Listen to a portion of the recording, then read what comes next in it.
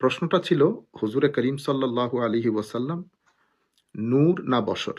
মানে হুজুর করিম সাল্লাল্লাহু আলাইহি ওয়াসাল্লামের আমাদের মধ্যে আমরা একেবারে ছোট থেকে আমরা যে বিষয়টা শুনে আসছি, কেউ হুজুরে করিম সাল্লাল্লাহু আলাইহি ইসলামকে নূর বলেন, আবার কেউ হুজুর করিম সাল্লাল্লাহু আলাইহি ইসলামকে বশর বলতে গিয়ে মাটি বলেন। অর্থাৎ নূর আর বশরের একটা ঝগড়া আমরা দীর্ঘদিন ধরে দেখে আসছি। তো এই প্রশ্নটা উত্থাপিত হয়েছিল। এই প্রশ্নের আলোকে আমি যে কথাটা বোঝাতে চেয়েছিলাম সেটি হচ্ছে যে নূর, নূরের অপোজিট কখনো বশর হয় না। আপনি যে কোনো জিনিসকে যদি জানতে চান, আরবির মধ্যে একটা কায়দা আছে, একটা মূলনীতি আছে যে তুরাফুল আশিয়া বিআদদাদিহা, অর্থাৎ আপনি প্রত্যেক বিষয়কে তার অপোজিট দিয়ে জানতে পারবেন। যেমন ভালো কি, আপনি ভালো মন্দ দিয়ে জানতে পারবেন, যেটা মন্দ না সেটা ভালো। এই আমি এটা বলতে গিয়ে আমি যেটা বলতে চেয়েছিলাম যে নূর, নূরের অপোজিট কখনো বশর হয় না। নূরের অপোজিট হচ্ছে, নূর মানে আলো, নূরের অপোজিট হবে অন্ধকার। নূরের অপোজিট কখনো বশর হয় না। যেমন আপনি হয়তো দিন নয়তো রাত, রাত হচ্ছে দিনের অপোজিট। এখন আমি যদি বলি হয়তো দিন নয়তো সোমবার, এটা হবে না, কারণ সোমবার দিনের অপোজিট না। আমরা যেটা মনে করি যে, আমরা মনে করি কি বশরটা নূরের অপোজিট। না, বশর তো নূরের অপোজিট না। বশরের অপোজিট হচ্ছে মালাক। হয় আপনি ফেরেশতা, নয় আপনি ইনসান। আর যদি নূর বলেন তো নূরের অপোজিট হচ্ছে অন্ধকার। যেমন পবিত্র কোরআনের দিকে যদি আপনি দৃষ্টি দেন, আল্লাহ রাব্বুল আলামিন কোরআনে পাকের মধ্যে ইরশাদ করেন, আল্লাহু ওয়ালিয়ুল্লাযিনা আমানু ইউখরিজুহুম মিনাজ-জুলুমাতি ইলান-নূর। আপনি দেখেন এখানে জুলুমাত শব্দ ব্যবহার হয়েছে। আল্লাহু ওয়ালিয়ুল্লাযিনা আমানু ইউখরিজুহুম মিনাজ-জুলুমাতি ইলান-নূর। আল্লাহ আপনাদেরকে অন্ধকার থেকে আলোর দিকে নিয়ে যেতে চান। তাহলে এখানে আপনি দেখেন অন্ধকারটা আলোর অপোজিট হিসেবে, মানে নূরের অপোজিট শব্দ ব্যবহার হয়েছে জুলুমাত, জুলমা, অন্ধকার। আর এখানে আপনি বাশার, যেটা বাশারের অপোজিট মালাক, ফেরেশতা। আপনি দেখেন শয়তান যখন হযরত আদম আলাইহিস সালাতু ওয়াস সালামকে বলেছিলেন, তো এক পর্যায়ে শয়তান হযরত আদম আলাইহিস সালামকে বলেছিলেন যে আন তাকুনা মালাকাইনি আও তাকুনা মিনাল খালিদিন। অর্থাৎ ওই যে গন্ধুম ফল খাওয়ার ব্যাপারে শয়তানের পক্ষ থেকে যে প্ররোচনা ছিল, তখন শয়তান বলতে চেয়েছিলেন যে আন তাকুনা মালাকাইন, মানে এটা খেলে তুমি ফেরেশতা হয়ে যাবে। তো আপনি মনে করতে হবে, আপনার সবসময় মনে রাখবেন যে বশরের অপোজিট হচ্ছে মালাক, অর্থাৎ আপনি হয় ফেরেশতা নয় বশর, ইনসান। হুজুরে করিম সাল্লাল্লাহু আলাইহি ওয়াসাল্লামের যে বিষয়, সেটা হচ্ছে আমার নবী সাল্লাল্লাহু আলাইহি ওয়াসাল্লাম বশরও নূরও। হুজুর করিম সাল্লাল্লাহু আলাইহি ওয়াসাল্লাম বশরও নূরও। আপনি এই প্রশ্ন করাটা ভুল, মানে উনি কি বশর না নূর, এই প্রশ্ন করাটা ভুল। আপনাকে বলতে হবে হুজুর করিম সাল্লাল্লাহু আলাইহি ওয়াসাল্লাম বশর এবং নূর।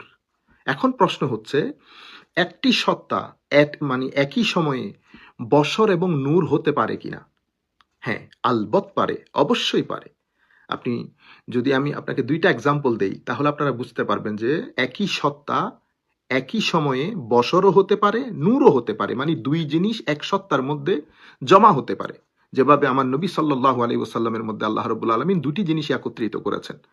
বিশ্বাস করতে হবে যে আমার নবী বাশার, কোনো সন্দেহ নাই। আমার নবীর বাশারিয়ত ইনকার করলে কুফর হবে, কারণ পবিত্র কোরআনের একেবারে নস্সে সরিহ দ্বারা রাসূল করিম সাল্লাল্লাহু আলাইহি ওয়াসাল্লামের বাশারিয়তটা প্রমাণিত। অনুরূপভাবে হুজুর করিম সাল্লাল্লাহু আলাইহি ওয়াসাল্লামের নূরানিয়ত প্রমাণিত। কদ জাআকুম মিনাল্লাহি নূর বলা হয়েছে। কাজে আমার নবী বশর এবং আমার নবী সাল্লাল্লাহু আলাইহি ওয়াসাল্লাম নূর। এখন একই সত্তার মধ্যে বশর এবং নূর একত্রিত হতে পারে কিনা? হ্যাঁ, পারে। আপনি দেখেন জিবরিল আমিনকে যখন আল্লাহ রাব্বুল আলামিন মরিয়ম আলাইহিসসালাতু ওয়াসসালামের কাছে পাঠিয়েছেন, হযরত মরিয়ম আলাইহাস সালামের কাছে, তখন আল্লাহ রাব্বুল আলামিন কি বলেছেন? আল্লাহ বলছেন ফা আরসালনা ইলাইহা রুহানা ফাতামাসসাল লাহা বাশারান সাওয়িয়া। আমি জিবরিল আমিনকে পরিপূর্ণ বাশার করে হযরত মরিয়ম আলাইহিস সালামের কাছে প্রেরণ করেছি। আপনি দেখেন, এই ছাড়াও জিবরিল আমিন আলাইহিস সালাতু ওয়াসসালাম, আমাদের হাদিসে জিবরিল একটা বিখ্যাত হাদিস। আপনি দেখেন ওই হাদিসের মধ্যে জিবরিল আলাইহিস সালাতু ওয়াসসালাম হাদিসের বর্ণনাকারী বলছেন, হযরত ফারুক আযম রাদিয়াল্লাহু তাআলা হাদিসের বর্ণনাকারী, বলা হচ্ছে যে হঠাৎ করে একজন মানুষ আসলেন। সেই মানুষ দূরে, মানে অনেক লম্বা সফর করে আসছে, সেটাও বোঝা যাচ্ছে না। আবার আমাদের মধ্যে কেউ ওনাকে চিন্তামও না, মানে উনি আমাদের মধ্যে চেনা শখসিয়ত ছিলেন না। তাহলে হযরত জিবরিল আমিন মানুষের সুরতে হুজুর করিম সাল্লাল্লাহু আলাইহি ওয়াসাল্লামের দরবারে এসেছেন, আমার নবীর হাঁটুর সাথে হাঁটু লাগিয়ে বসেছেন। এই যে জিবরিল আমিন বসেছেন, জায়গা দখল হয়েছে। আপনি দেখেন জায়গা দখল, একটা নির্দিষ্ট জায়গার মধ্যে বসেছেন, আবার হাঁটুর সাথে হাঁটু লাগা, আবার জিবরিল আমিন চলে যাওয়ার সময় সাহাবায়ে কেরাম দুই পাশ হয়ে গেছেন, উনি মাঝখানে রাস্তা করে চলে গেছেন। তাহলে জিবরিল আমিন এসেছেন বাশারি সুরতে, মানুষের সুরতে, মানে বাশার হয়ে এসেছেন। জিবরিল আমিন কিন্তু নূর, কিন্তু এখানে যখন এসেছেন উনি বাশার হয়ে এসেছেন, রসুল পাক সাল্লাল্লাহু আলাইহি ওয়াসাল্লামের সাথে বসেছেন, হুজুরে করিম সাল্লাল্লাহু আলাইহি ওয়াসাল্লামের হাঁটুর সাথে হাঁটু লাগিয়ে বসেছেন। তাহলে বোঝা যাচ্ছে যে নুরানিয়ত এবং বাশারিয়ত একটা সত্তার মধ্যে একত্রিত হওয়া সম্ভব। অনুরূপভাবে আপনি মালাকুল মৌত যখন হজরত মুসা আলাইহিসসালামের কাছে এসেছিল, এটাও তো বুখারী মুসলিম শরীফের হাদিস, যে মালাকুল মৌত আসলো, আসার পরে হজরত মুসা আলাইহিসসালাম, বাকিটা আপনারা জানেন, যে মুসা আলাইহিস সালাম থাপ্পড় দেওয়া, মালাকুল মৌতের চোখে আঘাত লাগা। এখন আপনি লাইটকে, কারণ ফেরেশতারা তো লাইট, নূর, তো নূরকে তো থাপ্পড় দেওয়া যায় না। থাপ্পড় যিনি দিয়েছেন উনি, ওনার একটা শারীরিক এক্সিস্টেন্স আছে, ওনার একটা শারীরিক স্ট্রাকচার আছে। তো এখন বশরিয়ত থেকে যে থাপ্পড়টা যাচ্ছে, সেই থাপ্পড়টা নূরের গালে তো লাগতে পারে না। তাহলে এখান থেকে কি বোঝা যাচ্ছে, যে নূরের গালে লেগেছে, নূরের চোট লেগেছে, চোখে আঘাত হয়েছে। তার মানে মালাকুল মৌত নূরই হলেও হজরত মুসা আলাইহিস সালামের কাছে যখন এসেছেন, উনি বশরিয়ত অর্থাৎ বশর হয়ে এসেছেন। তো আমরা এখন কি বুঝলাম? বুঝলাম এটা, যে নুরানিয়ত এবং বশরিয়ত একটা সত্তার মধ্যে একসাথে একত্রিত হতে পারে। আপনারা পবিত্র কোরআন দেখেন, কোরআন শরীফ যেটা আমাদের কাছে আমরা পড়ি প্রত্যহ, কোরআন নিজেকে বলছে নূর। আপনি যদি কোরআনে পাকের আয়াত পড়েন, ফাল্লাযীনা আমানু বিহি ওয়া আযযারুহু ওয়া নাসারুহু ওয়াত্তাবাউন নূর আল্লাযী উনজিলা মাআহ, এখানে কোরআনে পাককে নূর বলা হচ্ছে। কিন্তু আপনি দেখেন, আমরা যখন কোরআনে পাক পড়ি, কাগজের উপর কোরআনের একটা জিসমানি শারীরিক একটা অবয়ব নিয়ে আমরা কোরআনে পাককে পড়ি, কিন্তু কোরআনকে বলছে নূর। আমরা যেটা পড়ি কোরআনের, সেটা বাহ্যিক অবয়ব, একটা শারীরিক physical structure and physical existence, কিন্তু কোরআনের আরেকটা, কোরআনকে বলছে নূর। তাহলে আমরা কোরআনের মধ্যেই দেখতে পাচ্ছি যে নুরানিয়ত এবং জিসমানিয়ত এক হয়েছে, একটা আরেকটার সাথে কন্ট্রাডিকশন হচ্ছে না, টাকরাও নাই, কোনো একটার সাথে আরেকটার কোনো মারামারি নেই। আমরা আমাদের এই কয়েকটা এক্সাম্পল থেকে এই কথা দিবালুকের নিয়ে আমাদের কাছে স্পষ্ট হচ্ছে যে একই সত্তার মধ্যে নুরানিয়ত এবং বাশারিয়ত এক হতে পারে। এবং হুজুর করিম সাল্লাল্লাহু আলাইহি ইসলামের ক্ষেত্রে এই প্রশ্ন করা, এটা একেবারে সমীচীন না, এটা শুদ্ধ প্রশ্ন না। This is completely incorrect question. কোনটা? ইফ ইউ আস্ক যে হুজুর করিম সাল্লাল্লাহু আলাইহি ওয়াসাল্লাম নূর না বাশার, না, আপনি বলবেন নূর এবং বাশার, নূর এবং বাশার। আপনি যদি হুজুর করিম সাল্লাল্লাহু আলাইহি ওয়াসাল্লামের, ইভেন আমরা যদি আল্লাহ রসুলের মেরাজ দেখি, হুজুর করিম সাল্লাল্লাহু আলাইহি ওয়াসাল্লামের মেরাজ, এখন হুজুর করিম সাল্লাল্লাহু আলাইহি ওয়াসাল্লামকে আপনি যদি শুধু নূর বলেন, সেখানেও সমস্যা আছে, শুধু বাশার বললেও সমস্যা আছে। কেন? আপনি দেখেন হুজুর করিম সাল্লাল্লাহু আলাইহি ওয়াসাল্লাম ওহী রিসিভ করেন, যেই জায়গা থেকে রিসিভ করেন সেটা নূর, এবং অনেক আলা পর্যায়ের নূর। আর যাদেরকে দান করেন, মানে ওহী রিসিভ করেন যেখান থেকে, সেটা নূর, আর যেখানে দান করেন সেটা হচ্ছে বাশারের জায়গা, মাঝখানে রসুল করিম সাল্লাল্লাহু আলাইহি ওয়াসাল্লাম। তো আমার নবীর এক হাত নূরানিয়তের উপর, নূর থেকে নিচ্ছেন, বাশারকে দিচ্ছেন। এখন আমার নবী সাল্লাল্লাহু আলাইহি ওয়াসাল্লামকে যদি আপনি শুধু বাশার বলেন, তাহলে নবী করিম সাল্লাল্লাহু আলাইহি ওয়াসাল্লাম নূর থেকে নিতে পারবেন না।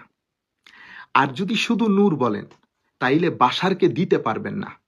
এখন বলতে হবে কি, আমার নবী সাল্লাল্লাহু আলাইহি ওয়াসাল্লাম যেহেতু নূর থেকে নেন, তো নবী পাক সাল্লাল্লাহু আলাইহি ওয়াসাল্লামের মধ্যে অবশ্যই নূরানিয়ত আছে। আবার যেহেতু বাশারকে দেন, সেই কারণে হুজুর করিম সাল্লাল্লাহু আলাইহি ওয়াসাল্লামের মধ্যে আল্লাহ রাব্বুল আলামিন বাশারিয়তকে জমা করেছে। আমার মনে হয় এটা আপনারা খুব সহজেই বুঝতে পারছেন। আমরা এই বিষয়, এই কথাটা আমরা মেরাজ দিয়ে যদি বোঝার চেষ্টা করি, তাহলে আরো পরিষ্কার হয়ে যায়। হুজুর করিম সাল্লাল্লাহু আলাইহি ওয়াসাল্লামের মেরাজের তিনটা দিক, পবিত্র কোরআন এবং হাদিসে পাকের আলোকে আমরা বলতে পারি যে মেরাজের তিনটা দিক। একটা হচ্ছে যেটাকে আমরা আল ইসরা বলি, যেটা মসজিদে হারাম থেকে মসজিদে আকসা পর্যন্ত মেরাজের যে সফর সেটাকে বলা হয় ইসরা। এটা হচ্ছে হুজুর করিম সাল্লাল্লাহু আলাইহি ওয়াসাল্লামের ফিজিক্যাল ওয়ার্ল্ডে, এবং এটা আল্লাহর নবীর বশরিয়তের সফর ফিজিক্যাল ওয়ার্ল্ডে। এরপরে মসজিদে আকসা থেকে যেটা ঊর্ধ্বাকাশে ঊর্ধ্বগমন, সেটাকে বলা হয় মেরাজ, উরুজ। সেখানে হুজুর করিম সাল্লাল্লাহু আলাইহি ওয়াসাল্লাম আপনি দেখেন ঊর্ধ্বাকাশে যখন যাচ্ছেন, রসুল পাকের বাহন হচ্ছে বুর্রাক। বুর্রাক বলা হয় মাল্টিপল লাইটকে। বারকুন মানি একটা সিঙ্গেল লাইট, বুর্রাক বলা হয় মাল্টিপল লাইটকে। এখন বাহন হচ্ছে মাল্টিপল লাইট, এবং যিনি এসেছেন উনি জিবরিল, উনিও হচ্ছে নুরানি ফেরেশতাদের মধ্যে অন্যতম, সবচেয়ে ফজিলতপূর্ণ। তো এখন ওই সফরটা হচ্ছে রসুল পাকের নুরানিয়তের সফর। আপনি যদি নুরানিয়ত না মানেন, ওই সফরটা ইম্পসিবল হয়ে যাবে। এরপরে হুজুর করিম সাল্লাল্লাহু আলাইহি ওয়াসাল্লাম একটা পর্যায়ে গিয়ে খুদ জিবরিল আমিন বলছেন যে আমি এই জায়গার আগে যেতে পারবো না। কেন? কারণ এই জায়গার আগে যাওয়ার জন্য ফিজিক্যাল যে গঠন প্রয়োজন, আকৃতি প্রকৃতির প্রয়োজন, আমার কাছে আমি সেই আকৃতি প্রকৃতিতে গঠিত না। আমি এখানে আগে গেলে আমি বার্ন হয়ে যাব। আমার শরীর, আমার যে শারীরিক অবয়ব, সেটা ওই অ্যাটমসফিয়ারিক যে লাইট সেটাকে কি করতে পারবে না, ধারণ করতে পারবে না। তো এর পর থেকে রসুল করিম সাল্লাল্লাহু আলাইহি ওয়াসাল্লামের সফরে আল্লাহ নবী একাকী সফর করেছেন, এবং হুজুর করিম সাল্লাল্লাহু আলাইহি ওয়াসাল্লাম নার্ভাস হন নাই। হুজুর করিম সাল্লাল্লাহু আলাইহি ওয়াসাল্লাম ওই জায়গায় সফর করেছেন যেটাকে পবিত্র কোরআনে ইঙ্গিত করা হয়েছে, সুম্মা দানা ফাতাদাল্লা ফাকানা কাবা কাউসাইনি আও আদনা বলা হয়েছে। তো ওই সফরটা হচ্ছে হাকিকতে মুহাম্মদী সাল্লাল্লাহু আলাইহি ওয়াসাল্লামের সফর। ওইটা আল্লাহ আল্লাহ ভালো জানেন হুজুর করিম সাল্লাল্লাহু আলাইহি ওয়াসাল্লামের তখন কোন অবস্থা ছিল।